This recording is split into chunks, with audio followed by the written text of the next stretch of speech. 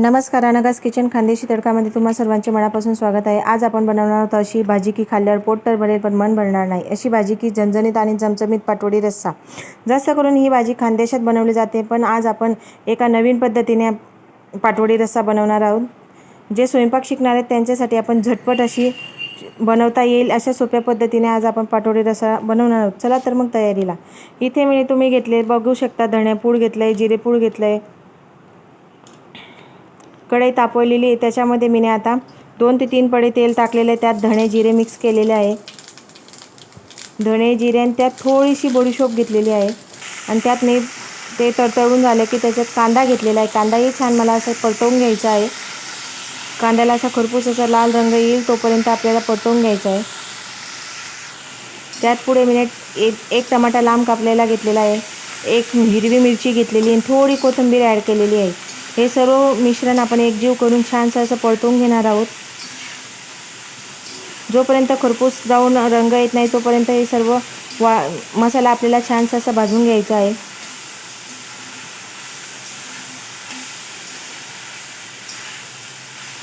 पाटवडी रस्सा म्हणजे अस्सल खानदेशी, चमचमीत आणि झणझणीत। जेव्हा भाजी नसेल तेव्हा ही एकदम सोप्या पद्धतीने झटकन पटकन तयार होणारी ही भाजी आहे। तुम्ही पाहू शकता की आता आपला इथं कांदा असा छान भाजला गेलेला आहे। हे जे वाटण घेतलेले आहे मी अद्रक, हिरवी मिरची, कढीपत्ता आणि 7 ते 10 लसणाच्या पाकळ्या हे पाटवडी बनवण्यासाठी घेतलेले वाटण आहे। आणि आता मसालाही आपला दळून झालेला आहे। तो मसाला आता आपण तेलामध्ये छान परतवून घेणार आहोत। जे आपण भाजलेलं होतं कांदा, लसूण, टमाटे आणि हिरवी मिरची, हे सगळं वाटण आपण इथं दळून घेतलेलं आहे, मिक्सरमधून काढून घेतलं आहे। आता आपण छान तेल असं गरम झालेलं होतं, त्यात फोडणी दिलेली आहे। हा मसाला असा छान असा खरपूस होईल तोपर्यंत, म्हणजे भांड्याला सोडत नाही तोपर्यंत आपल्याला हा मसाला छान तेलामध्ये परतवून घ्यायचा आहे। जोपर्यंत तेल मोकळं सोडणार नाही तोपर्यंत आपले मसाला होणार नाही। आता आपण त्याचा 2 चमचे चटणी घालूया। 1 चमचा मी गरम मसाला घेतलेला आहे, त्यात मिक्स मसाला। त्यानंतर आपण त्याच्यामध्ये ॲड करणार आहोत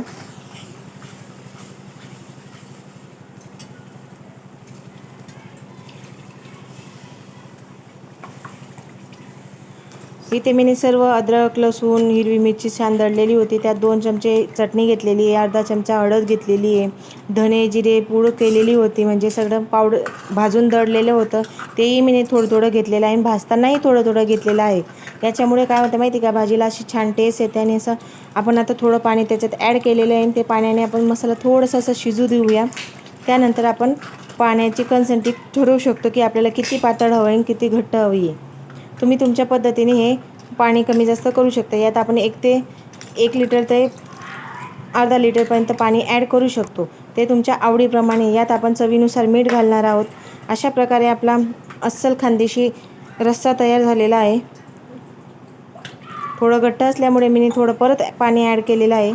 तुम्ही पाहू शकता आता हे शिजवले की छान असा घट्टपणा या भाजीला येणार आहे। आता आपण पुढे पाटवडीची रेसिपीची तयारी करून घ्या। इथे 1 वाटी बेसन पीठ घेतलेलं आहे, त्यात हिरवी मिरची, अद्रक जे दाखवलं होतं मी त्याचं वाटण केलेलं आहे। हिरवी मिरची, अद्रक, लसूण आणि कढीपत्ता एकत्र दळून घेतलेला आहे। यात मी 1 चमचा जिरे पूड घेतलेली आहे, म्हणजे जिरे पावडर घेतलेलं आहे। त्यात 1 चमचा मी बडीशोप पावडर घेतलेला आहे। पाटवडीमध्ये पण तेवढंच घ्यायचं आहे। धणेपूड घेतलेली 1 चमचा, त्यानंतर अर्धा चमचा हळद घेतलेली आहे, त्यानंतर 1 चमचा लाल चटणी घेतलेली आहे। चटणी तुम्ही तुमच्या आवडीप्रमाणे कमी जास्त करू शकता। इथे चवीनुसार मीठ घेतलेलं आहे। तुम्ही साईडला पाहू शकता की मी कढईत पाणी गरम करून घेतलेलं आहे, त्यात आपण थोडं खोबरं ॲड केलेलं आहे। तीळही त्याच्यात मिक्स करून आपण छान असं बॅटर तयार करून घेणार, जसं की आपण ढोकळे तयार करतो तसं बॅटर आपल्याला इथे तयार करायचं आहे। तुम्ही पाहू शकता की आपली जे पाटवडीची जी कन्सिस्टन्सी आहे ते एकदम व्यवस्थित झालेली आहे। त्याच्यात कसलीही गूज दिसत नाही, पिठाची एकदम प्लेन झालेलं आहे। असं छान फेटून घ्यायचं आहे आपल्याला। आता एकाकडे आपण हे पाणी उकळलेलं आहे, तर आपण ताट घेऊन ताटाला असं छान तेल लावून घेऊया। इथे ताटाला तेल लावून झालेलं आहे, त्यात मी आता हे जे बॅटर केलेलं होतं पातवडीचं ते सगळं मी ताटामध्ये आपण ढोकळ्यांसारखं लावून घेऊया।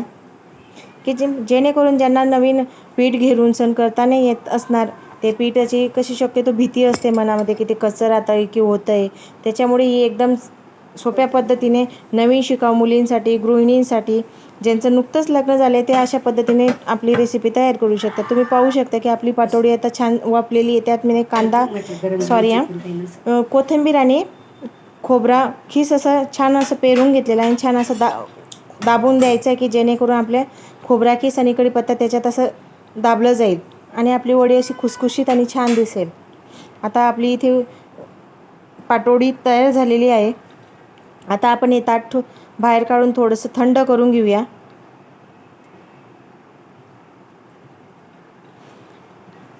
आता आपण पातोडी इथे थंड करून घेतलेली. आता आपण तिचे काप करून घेणार. तुम्हाला हवे तसे तुम्ही काप करू शकता. तुम्ही चौकोनी करू शकता, तुम्ही ट्रायंगलमध्ये करू शकता.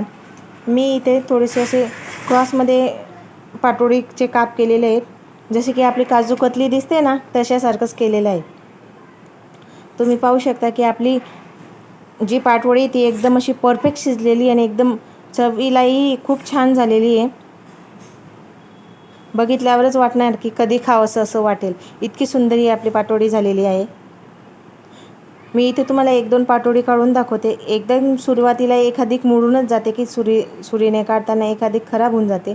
तुम्ही पुढचं पाहू शकता की पुढच्या पातोड्या एकदम आपल्या काजू कतलीसारख्या निघत आहे. जसं की सिल्वर आपण काजू कतलीला देतो तसे ही पातोडीला दिसत आहे. बघू शकता की पातोडी आपली किती सुंदर आणि अशी छान झालेली आहे. तर आपण सर्व्हिसिंगचे ताट आता सर्व करण्याची तयारी करून घेऊया. ही खूप खमंग आणि अशी टेस्टी असणारी, कारण की त्याच्यात आपण अद्रक लसूणची, हिरवी कोथिंबीर, मिरचीचं सगळं वाटण घेतल्यामुळे ही एकदम अगदी टेस्टी अशी झालेली आहे. तुम्ही बघा, एकदा नक्कीच ट्राय करा. ही रेसिपी खूप छान आहे, झटपट आणि कमी वेळात होणारी आहे. अशा प्रकारे आपली इथं पाटवडी तयार झालेली आहे. आता आपण रस्साची तयारी करून घेऊया. सर्व करण्यासाठी आपण इथे रस्सा घेऊन येऊया. मी अशा प्रकारे खूप साऱ्या पाटोड्या प्लेटमध्ये लावून घेत आहे. तुम्ही नक्कीच ट्राय करून बघा. खूप छान रेसिपी आहे. एकदम सोप्या पद्धतीने इथे बाजरीची भाकर, लिंबू आणि पाटवडी तयार झालेली आहे आपली. तुम्हाला आवडल्यास तुम्ही नक्कीच ट्राय करा. रेसिपी कशी वाटल्यास कमेंट करा आणि कमेंट करून सांगा की ही रेसिपी तुम्हाला कशी आवडली. तुम्ही पण एकदा घरी ट्राय करून बघा. रेसिपी आवडल्यास लाईक करा, शेअर करा, सबस्क्राईब करा, कारण की अशाच नवीन नवीन रेसिपींसोबत आपण भेटत राहणार आहोत. मला खात्री आहे की मी अनघास किचनमधून तुम्हा सर्वांचं मनापासून स्वागत, तुम्हाला मनापासून धन्यवाद करते की तुम्ही पूर्ण रेसिपी माझी बघणार ही मला खात्री आहे. म्हणून तुम्ही एकदा तरी नक्कीच ट्राय करा आणि पुन्हा रिक्वेस्ट करते तुम्हाला की लाईक करा, कमेंट करा, सबस्क्राईब करा, शेअर करा.